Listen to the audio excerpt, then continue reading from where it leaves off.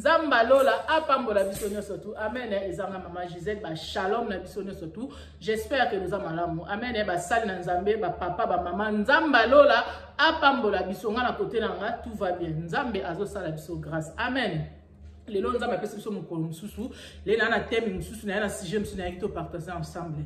Les lots tu as une question de monsieur Zali na sujet de l'eau que c'est quoi la foi? Parce que souvent, tu as la foi, il faut avoir la foi, c'est la foi. Oui, c'est bien, il faut avoir la foi. Parce que la Bible dit que les gens ont la foi, ils ont la foi. Les gens ont repoussé la foi sans avoir la foi. Mais c'est quoi la foi? Foi. Parce que ils ont la définition belé moto kaka. Mais so kandisa ngo tali ngo penzo mona ke non. Et collecté. Et la foi c'est quoi? Amen. Hein?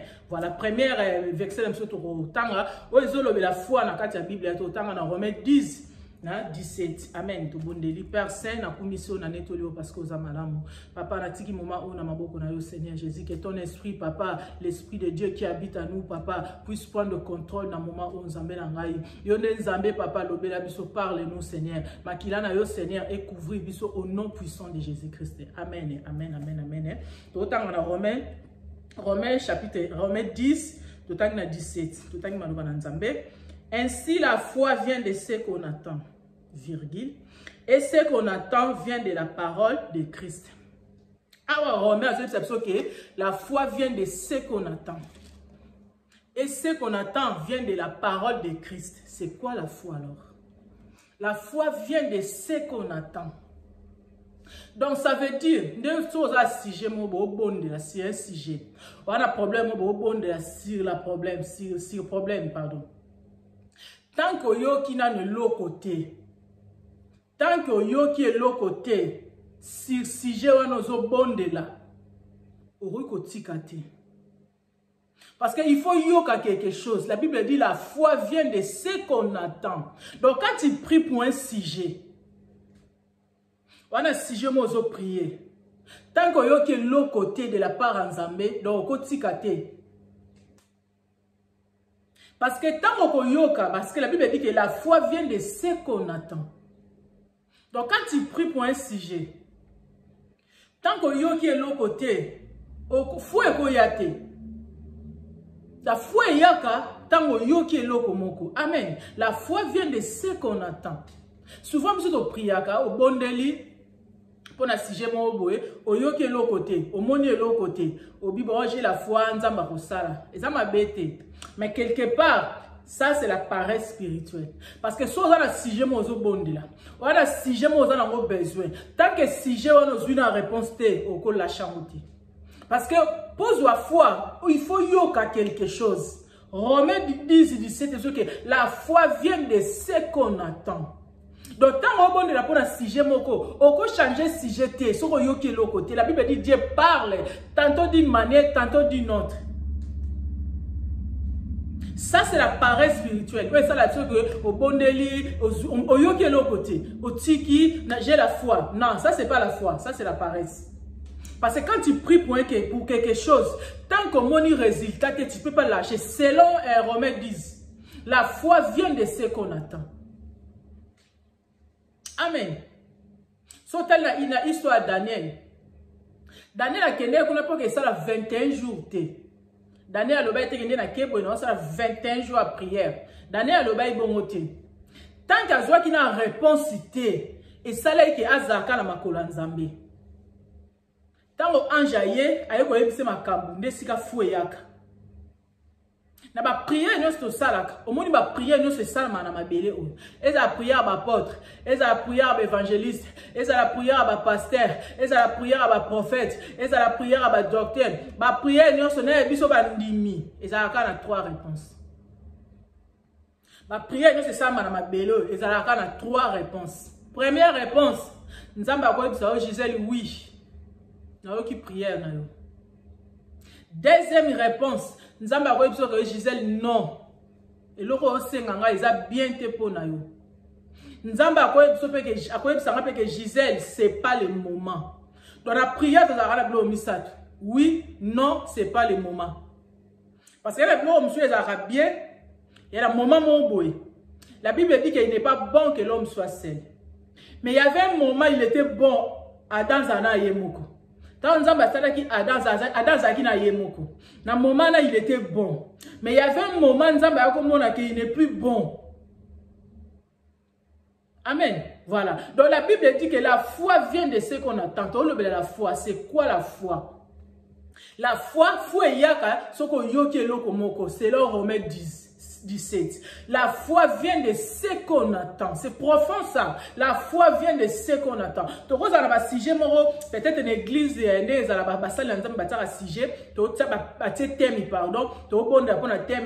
pendant une semaine, 2 semaines, 1 mois même.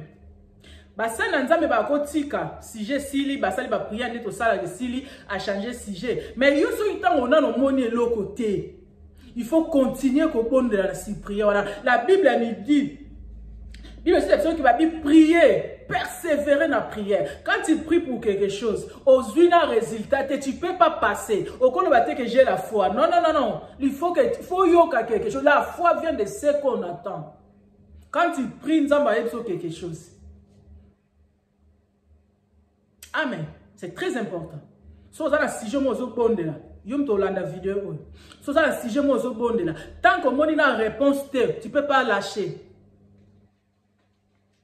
Même si vous avez Hébreu 11, 1, la Bible dit que la foi est à ferme assurance.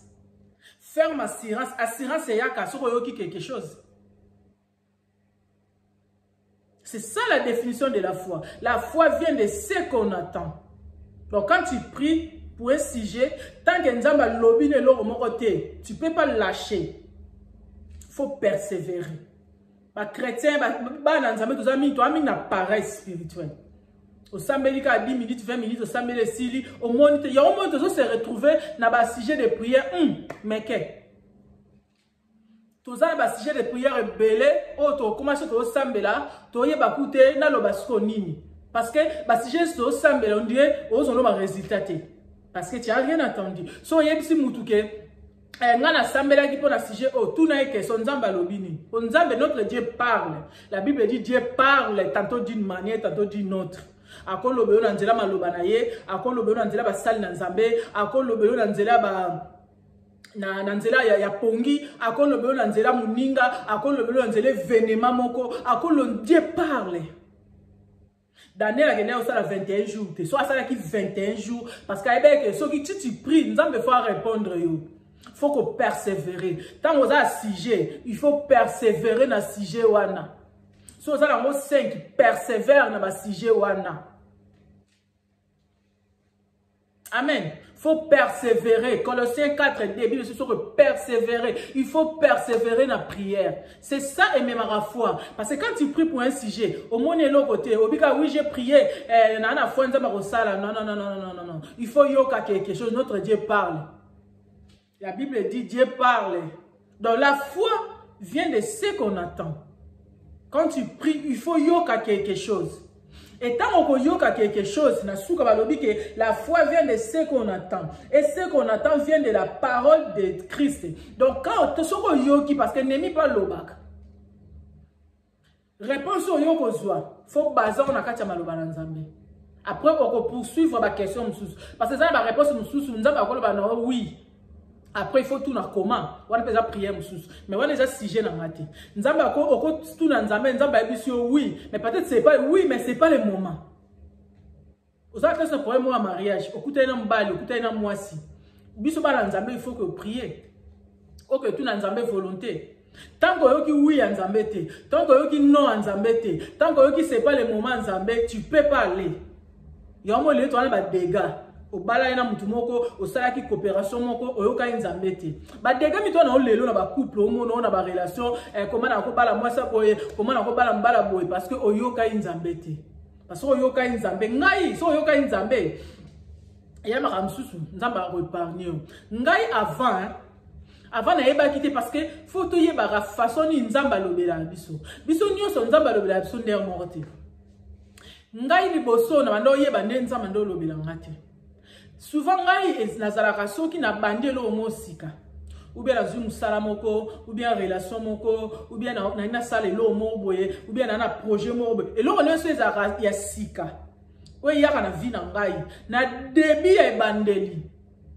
nzamba la sanga déjà loko wana liboso na bando ye bangote liboso na kwela ba piège ebele makambo ebele oyo tourna mabe pe na vie nanga parce que nzamba le bande déjà nzamba lobi déjà parce que nga na endo ye bateke nga elo onyo sa sike ya kana maboko nanga nzamba loba nanga déjà avant alaksanga ngo déjà avant mais nga siko na ndo sala attention te siko na zalaka soki na elo kongo siko ou bien na homo la mo kene malamu te na ke luka nzambe na zwa réponse te ata na prier ata na gêner ata na zwa ka réponse te mona so banzambe mais likambo ngo nini na osambe lozo loba te ni signe ni na ndoto ni na nzela basali na yo ni na nzela maloba na yo na zo zwa signe te lo moko te bo oyo ko aider nga na situation oyo mais nzambe lo kwa za malamu nzambe kwa za bolingo mko mususu nazali na situation mo ndenge wana tema na priaki na yo zwa rêve moko oyo na zwa déjà donc rêve mo na zwa ngo déjà la situation wana donc nzamba zonselinga ngo deuxième fois c'est par là Saint-Esprit a ko déclencher c'est par là que na ko yoka na esprit na parce que nzamba loba na esprit na biso nzamba loba kana bandoto te nzamba loba na esprit na biso même so vandi bo Dieu peut te parler parce que Dieu parle dans notre esprit. C'est par là qu'on comprend que nga bien d'accord. Donc on commence à faire très attention. Et là on a ça sike ya kapembe na nga na zakati na sala très attention na ba moment wana. Na bi ke nzamba lobela nga ka so eloko yesika. Dieu parle. So so mono senge lo mo bo nzamba loba te persévère. So tali histoire ya mwasi o akufela ki o azaki na problème mwana na ya azaki malade na Matthieu 15 na 27. Mwasi wana la ya pas Christ. Tout en on a fixé. Comment on fait c'est ngolo baboye autant mope. Mais né, nzamba pambola bisonyo surtout. Talinga maloba na nzambe, nzamba a bien Dieu merveilleux. Il est bon, il est merveilleux, il est bon, il est merveilleux. Na Matthieu 16, tout en na 27. Tangi maloba na nzambe. Oui, Seigneur, dit-elle, mais les petits chiens mangent les miettes qui tombent de la table de leur maître. Alors Jésus lui dit, femme, ta foi est grande, qu'il te soit fait comme tu veux. Et à l'heure même, sa fille fut guérie. Amen. Maman oya banda kolanda Christ banda kala na Matthieu 15. Azolanda Christ alo bane yote, malobo eza pona yote, boina boete. Maman a persévéra ki ka pembe na Christ. Tanga yebise ke même ba mbwa ba liara ba miette ekuya na table ba mettre na bango. Jésus baluka tala lobi femme. Foi nous a tellement munene. Donc ba foi minene ezalaka, ba foi mike pe ezali. Ba foi mike o sambeli pona sujet au monité au tiki. Wana za ba foi mike. Faut qu'on persévérer. Dieu parle, la Bible dit Dieu parle, la foi vient de ce qu'on attend et ce qu'on attend vient de la parole. Donc quand tu pries pour un sujet, so bonne pour un sujet, au moni réponse te ko tika te. Soit au moni réponse parce que la Bible dit que la foi vient de ce qu'on attend. Et ce qu'on attend vient de la parole de Christ. Pardon. Tant qu'on mot yoki quelque chose, deuxième étape, il faut que nous confirmions que eza maloba nzambe, eza nzambe mutalobi. Eza ainsi dit l'Éternel. Parce que n'aimez pas l'obak. Amen, hein, voilà. Et ça qui vidéo na yako sala na yako tuna question c'est quoi la foi? Parce que to lobaka la foi. Mais to ana ba sujet o eza ki to sambeli to yo ka pe lo côté, to mona pe lo côté et sali ke na panier na biso ba prière, to komi na ba sujet belé mam na loba so za sincère et mam na loba. To komi na ba sujet belé o eza na réponse te et tout le monde a su to sambela tout le monde a su esika to bandate ozuika otie donc ozoe baté Dieu là Dieu n'est pas là Dieu azo kanga te voilà. Quand tu pries pour un sujet, persévérer kaka oromona nzamba koluba. La Bible dit la foi vient de ce qu'on attend. Hébreu 11 a lobi la foi est ferme assurance. Assurance c'est si tu as entendu quelque chose, soko yoki quelque chose, soko yoki te ne lâche pas. Amen. Voilà. Vidéo les za qui peut voilà aimer partager. La foi vient de ce qu'on entend. Ko sambela kato sambeli mukie otiki. J'ai la foi. basali na nzambe baosambela mpo na biso bakapesa basujet même bango bachange sujet yo soki oyebi ke kana oyo eza na situation wana tu peux pas kotika yango tant que oyoki te okomona nzambe akolo yeba tumi basambela na yoka nzambe te koyoka nzambe ezaka te nzambe ya koganga Dieu parle ndenge alobi na nini kuna ke Dieu parle tantôt d'une manière tantôt d'une autre yo soki ofo oyeba ndenge nzambe alobelaka eza très important biso nyonso nzambe alobelaka biso ndenge moko te biso nyonso tu nzambe alobelaka biso ndenge moko te parce que nzambe alobaka nzambe alingaka fa azala na relation na mutu yango wana rido epanzanaki parce que ye alingaka azala na contact na mutu bible esi biso na ebandeli kuna na Genèse nzambe abandeki koya chaque soir dommage va komela biso te biloko ni babanda osola na ba Adam abanda oya chaque soir na jardin nzamba alinga tu aza na communication na mutu aza na contact na mutu nzamba alinga pe fa mona ke loko ozo senga ye osana vraiment dans les besoins ou bien ozo senga noka atiko senga amen la foi vient de ce qu'on attend quand tu pries pour un sujet faut yoka quelque chose nzambe faut loba so nzamba lobi ndeko memela yo foi amen voilà c'est ça donc définition mukuse ya foi yanwana la foi vient de ce qu'on attend. Donc quand tu pries, il faut yoka quelque chose. Soko yoki te kotika te. Soko tiki babenga ngo la paresse spirituelle. Kotika te, tu pries. Dans le but koko maka tu pries non. Mais ozoba ke loko na yoki te. Zalaka sensible ko kanzambe. Moi kaye zala mutu ambetu, moi bike za wana voilà. Nzamba kolo banona buto la mutu okomi na tongo ko bosana. Mondo to vivre za spirituel ba ko yibo révélation. Nzambe sa lobaki me ba yibio parce que la muka kite okoma kite. Amen. Nzamba pambo la biso nyonso tu ezanga maman Gisèle en tout cas ba shalom photo za na foi sans foi on peut rien faire foi est une monnaie spirituelle nde na mokili beto ana ba héros okina magazo so misaka loso pesi ceux qui combien d'euros to pesa kana ba pesi biloko la spiritualité c'est ça aussi. Donc, la spiritualité, la foi est une monnaie spirituelle. Il y a un sombera dans le monde spirituel. Amen. Mais pour la monnaie spirituelle, il faut yoka quelque chose. Si vous yoki quelque chose, n'est pas sur foi. Amen. Imagine, on s'en pour peut-être pour na bana va passer ba bac au bondeli pour na bana na yo nzambe bana na nga voilà tout ça. Au lali ou bien 2-3 jours yoki au moni quelque chose. Parce que son nzambe mtala so yeba nzambe.